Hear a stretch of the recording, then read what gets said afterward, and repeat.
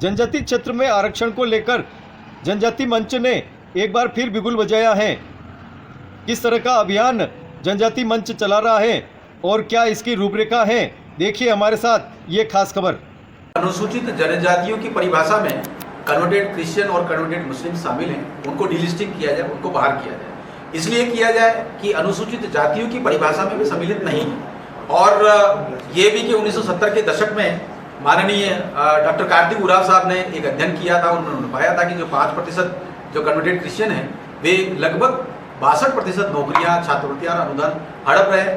उनको लगा कि यह अपने आप में गैर अनुपातिक है और उन्होंने अपने संसद के पटल पर दिए गए उद्बोधन में ये कहा है कि यह क्रूर अन्याय है, इसलिए डिलिस्टिंग का कानून बनना चाहिए। तो 1970 से जो कानून अटका हुआ है उस कानून को आगे पारित कराने के लिए, जनजाति समाज के संवैधानिक हक के लिए, अधिकार के लिए और जो सोशल, पॉलिटिकल और इकोनॉमिकल जस्टिस है उसकी प्राप्ति के लिए अभियान पूरे राष्ट्र में चल रहा है। यह अभियान न केवल जनजाति समाज का है बल्कि जनजाति समाज के हित चाहने वाले जितने भी प्रतिनिधिगण हैं, संगठन हैं, मुखिया हैं और माननीय सांसदगण हैं उनसे संपर्क कर रहे हैं। पिछले दिनों 442 सांसदगणों से दिल्ली में जनजाति सुख समाज के कार्यकर्ताओं ने संपर्क किया है। इस विषय की गंभीरता और इसके जो महत्व है उनको उनसे अवगत कराए। सभी की भावना जुड़ती जा रही है और राजस्थान में 6,500 ग्रामों में जनजाति समाज के लोग रहते हैं। उनमें से हम 5,500 ग्रामों में संपर्क किया है और जो ग्राम स्तर पर संपर्क के साथ साथ में जिला सम्मेलन और आगे की सारी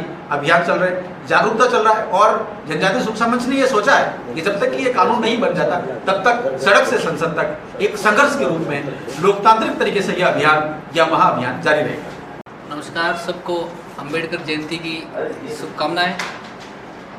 जनजाति सुरक्षा मंच जो कि पूरे राष्ट्र लेवल पे जो हमारे अनुसूचित जनजाति में से धर्मांतरित होकर ईसाई या इस्लाम धर्म में चले गए हैं लोग, उनको हटाने के लिए बहुत बड़ा अभियान चला रहा है। और हमारा ये अभियान गांव से लेकर संसद तक चल रहा है। और इस अभियान के अंदर हमारा मेन उद्देश्य ये है कि हमारे जो भैरू जी को नहीं मानता है जनजाति समाज का व्यक्ति, जो हमारे महादेव को नहीं मानता है, जो हमारी गौरी को नहीं पूजता है, जो हमारी कुल देवी को नहीं मानता है और जो हमारे अंदर से चर्चों में जा रहे हैं या मस्जिद में जा रहे हैं, ईसाई हो गए या मुस्लिम हो गए हैं, उनको हमारी जो सुविधाएं हैं, संविधान प्रदत्त सुविधाएं हैं, आरक्षण की चीज़ जो हमको संविधान ने दिया है वो सुविधाएं हैं, उन सुविधाओं से उसको वंचित किया जाए। इसके लिए संविधान में एक कानून बने, एक संसद में एक कानून बने।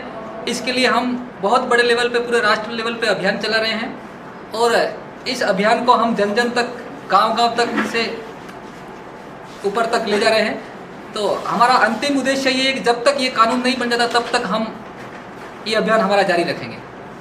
जनजाति सुरक्षा मंच एक सामाजिक बहुत बड़ा मंच है और जनजाति समाज है, अनुसूचित जनजाति जो समाज है उसके समाज को जो विशेषताएं हैं उन विशेषताओं को छोड़कर जो भी व्यक्ति धर्मांतरित हुए हैं और उन धर्मांतरित व्यक्तियों को इस अनुसूचित जनजाति की सूची बनी है उससे उसको बाहर करना उद्देश्य है।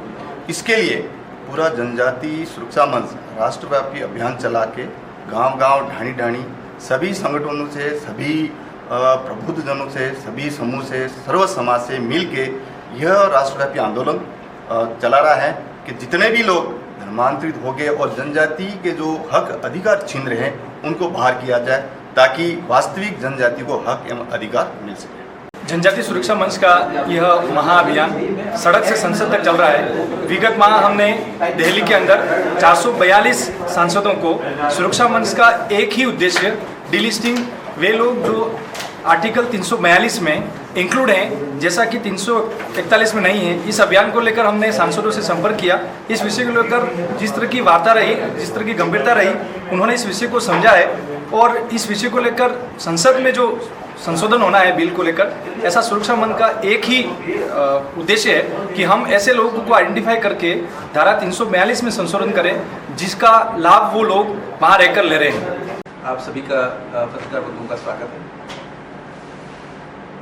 आप सभी को बाबा साहब अम्बेडकर जयंती की शुभकामनाएं, क्योंकि आज बड़ा महत्वपूर्ण दिवस भी है उस नाते भी। और आज जिस विषय को लेकर हम आपके सामने उपस्थित हुए हैं वो जनजाति समाज का एक विषय है और जनजाति समाज के जो संवैधानिक अधिकार हैं और अधिकारों के साथ साथ विगत करीब 7 दशकों के जो परिणाम है उस पर जो निष्कर्ष है, कुछ शोध अनुसंधान हुए हैं और एक माननीय सांसद हुए हैं डॉक्टर कार्तिक उरांव, उनके जो निष्कर्ष है उसको लेकर हम आगे बढ़े। महत्वपूर्ण बात यह है कि संविधान के अनुच्छेद 342 में अनुसूचित जनजातियों को परिभाषित करने का संविधान में प्रावधान है। इस प्रावधान के तहत उन सभी को राज्यवार और अखिल भारतीय स्तर पर एक तरह से सूचीबद्ध किया गया है। महामहिम राष्ट्रपति महोदय द्वारा अधिसूचना जारी करके इसमें कॉन्स्टिट्यूशनल ऑर्डर जारी करके सबको सूचीबद्ध किया गया। ये और ज्यादा महत्वपूर्ण है कि आर्टिकल 341 में अनुसूचित जातियों को भी परिभाषित किया गया है और अनुसूचित जाति अनुसूचित जनजाति के रूप में कल्याणकारी जितने भी योजनाएं हैं और जितने भी संवैधानिक संरक्षण की बातें हैं, नौकरियों के हैं, प्रमोशन के हैं, सारे विषय रखे जाते हैं। तो यहाँ पर ये बहुत ही महत्वपूर्ण हो जाता है कि दोनों के जो मानक है वो कितने महत्वपूर्ण है।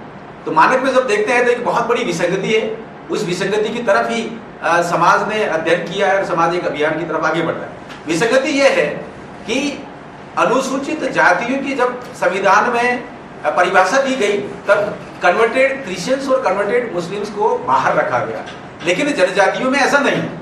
तो ये अपने आप में बहुत बड़ी विसंगति है और इसका बहुत बड़ा खामियाजा जनजाति समाज को भुगतना पड़ा, ऐसा अध्ययन आया।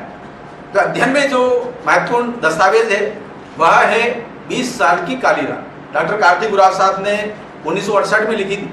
उन्होंने पाया कि कुल जनजातियों में से 5% लोग कन्वर्ट होके क्रिश्चियन बन गए हैं, लेकिन जो नौकरियां हैं या छात्रवृत्तियां हैं या अनुदान है जो विकास के कार्यों के लिए आवंटित किया जाता है, तो उन्होंने पाया कि लगभग 62% नौकरियां और 64% के करीब छात्रवृत्तियां और जो अनुदान है वो बड़ी मात्रा में जो कन्वर्टेड लोग 5% है वो ले रहे हैं।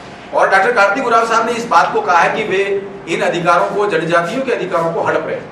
ये अपने आप में बहुत एक चिंतनीय विषय आया और उन्होंने इस तथ्य को सरकार के सामने रखा, समाज के सामने रखा, राष्ट्र के सामने रखा। और इसी क्रम में 1968 में एक ज्वाइंट